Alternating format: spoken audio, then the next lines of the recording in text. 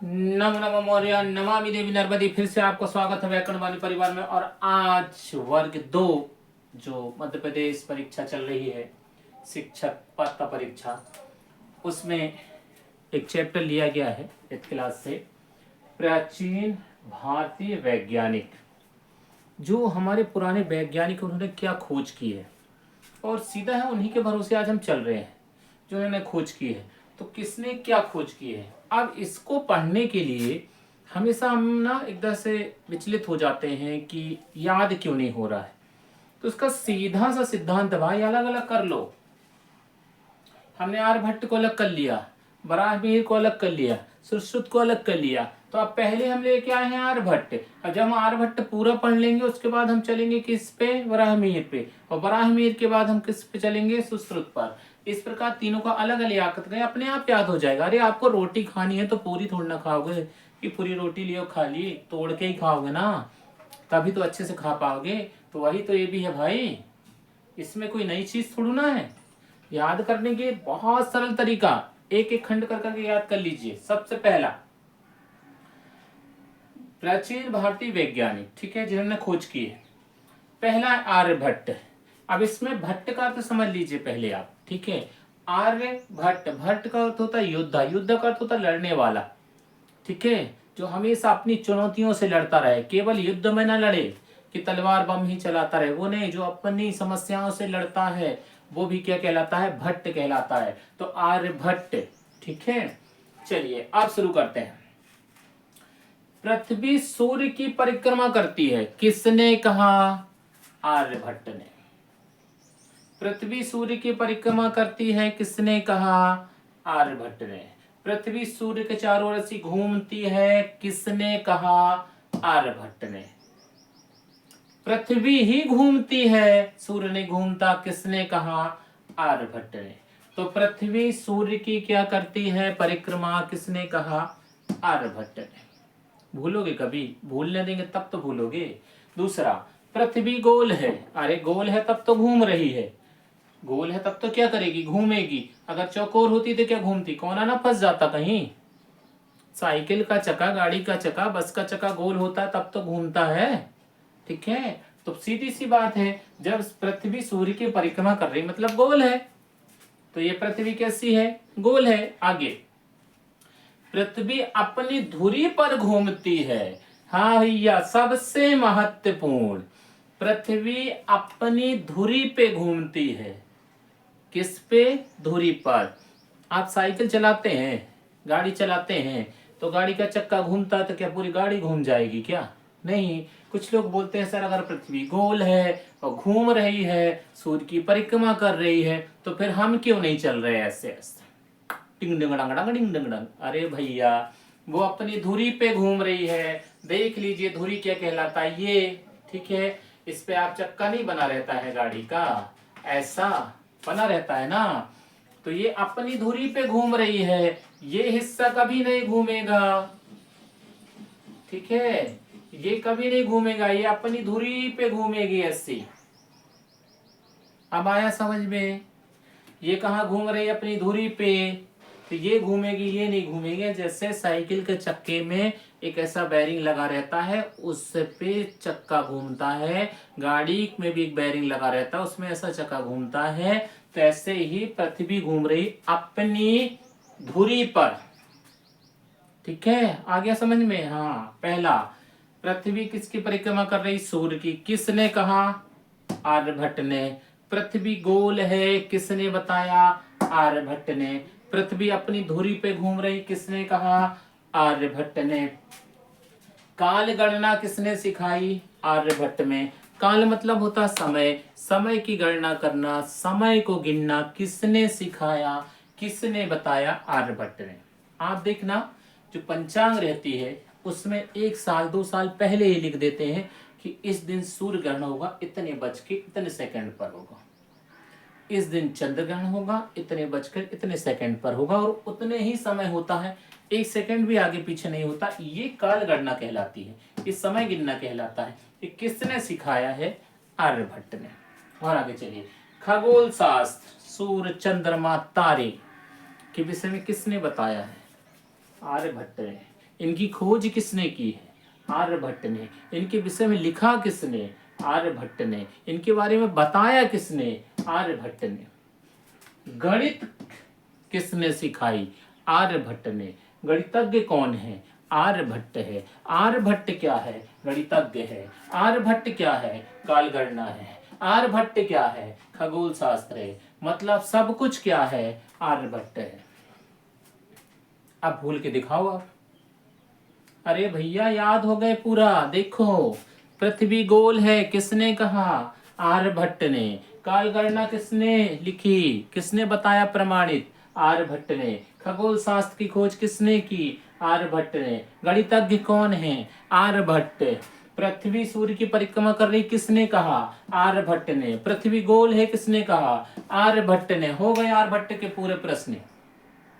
बस अब ऐसा आर्यभट्ट पढ़ा है, इसे अपन दूसरे वैज्ञानिक पढ़ लेते हैं। बस हो गया अपना चैप्टर।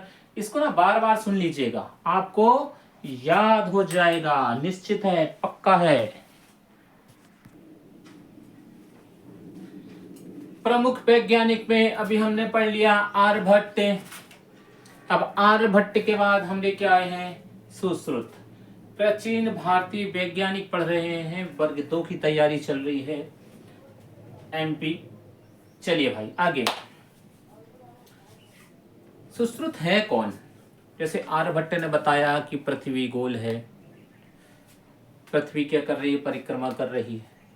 कालगणना के बारे में बताया। अब सुश्रुत जो है, ये दुनिया के ना सबसे बड़े डॉक्टर हैं। इनसे बड़ा ना डॉक्टर हुआ है ना होगा। सबसे बड़े डॉक्टर। सबसे पहले इनने बताया था कि इंसान के शरीर में जो रोग हैं उनको कैसे दूर करना है, कैसे हम ऑपरेशन कर सकते हैं, कैसे हम प्लास्टिक सर्जरी कर सकते हैं, कैसे हम उसकी आंखें निकाल के दूसरी लगा सकते हैं, कैसे हम उसके कान के ध्वनि के यंत्र बना सकते हैं। सब कुछ पहले से लिखा हुआ है, और वो लिखा है सुश्रुत ने। इससे बड़ा ना डॉक्टर कोई है ना होगा। तो आप एक काम करें, इनका नाम याद कर ले, डॉक्टर साहब। बस हो गया, सब कुछ हो गया। जितना भी चिकित्सा से संबंधित प्रश्न आए, आपको किसको लगाना है? सुश्रुत को। और जितना भी पृथ्वी, सूर्य और चंद्रमा के बारे ऊपर का जितना भी बताया जाए, वो सब किस में जाना है? आर्यभट्ट में। ठीक है, चलिए शुरू करते हैं। सुश्रुत। तंत्रिका तंत्र, हमारे पेट जो है, ठीक है, हमारा जो हृदय जो है वो कैसे काम करता है, ये किसने बताया? सुश्रुत ने। शल्य क्रियाओं का जनक कहे जाते हैं, मतलब ऑपरेशन कैसे करना है ये सबसे पहले किसने बताया? सुश्रुत ने। कि ऑपरेशन कैसे होगा, तो वो उसके जनक कहला गए। जनक मतलब पिता। जनक मतलब क्या होता है? पिता। तो शल्य क्रियाओं के जनक कौन है? सुश्रुत। तंत्रिका कैसे काम करती है, किसने बताया है? सुश्रुत ने।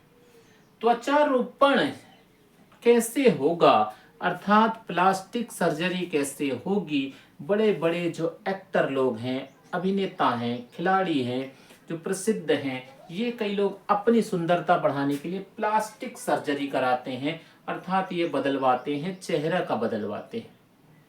यहाँ घाव लग जाए तो ठीक करना बड़ा मुश्किल होता है। यहाँ सुश्रुत ने पूरी प्लास्टिक सर्जरी लिख दी कि कैसे होगी, और वो सफल हो गई। और उसी औजारों का प्रयोग आज भी किया जा रहा है, उन्हीं अस्त्रों का प्रयोग आज भी किया जा रहा है जिसका सुश्रुत ने लिखा था। सुश्रुत ने जो लिखा था वही अभी प्रयोग हो रहा है, उसमें कुछ नया नहीं जोड़ा जा रहा है। क्यों? क्योंकि वह सफल है, वो जो सफल है उसको बदलने की आवश्यकता नहीं है। चलिए भैया, नासिका रोपण। नासिका रोग जितने होते हैं क्यों होते हैं, इस सुश्रुत ने बताया कि अधिकतर ये रोग एलर्जी से होते हैं। नासिका के जितने रोग होते हैं, धूल से भी हो सकते हैं, अधिक ठंड से भी हो सकते हैं, गर्मी से भी हो सकते हैं। ये सब किसने बताया है? सुश्रुत ने। चलिए, अब शिक्षा जो चल रही है कौन सी चल रही है? डॉक्टरी वाली। तो निश्चित है डॉक्टरी ही बात होगी पूरी। अब कर्ण रोपण, कर्ण रोग जितने हैं इसके बारे में किसने बताया है? तो सुश्रुत ने। नेत्र रोग जितने बताया है तो किसने बताया है? सुश्रुत ने। एक बात पूरी, जितनी डॉक्टरी है, जितना चिकित्सक का खेल है, पूरा किसने बताया? सुश्रुत ने। पेपर में आप क्वेश्चन अगर मान लीजिए आपका पढ़ा नहीं आता है तो आपको थोड़ा सा बैठ के शांति से विचार करना है कि अगर ये शिक्षा किसकी है, डॉक्टर की है, अगर ये शिक्षा किसकी है, चिकित्सक की है, तो निश्चित है किससे संबंधित होगी, सुश्रुत से। अगर मान लो खगोल शास्त्र की कोई बात कही गई है, ठीक है, कालगणना की कोई बात कही गई है, पृथ्वी सूर्य की कोई बात कही गई है, तो निश्चित है आर्यभट्ट से संबंधित है। तो आपको अगर प्रश्न नहीं आ रहा है तो 2 मिनट विचार करना है, उससे भी आपका प्रश्न बन सकता है।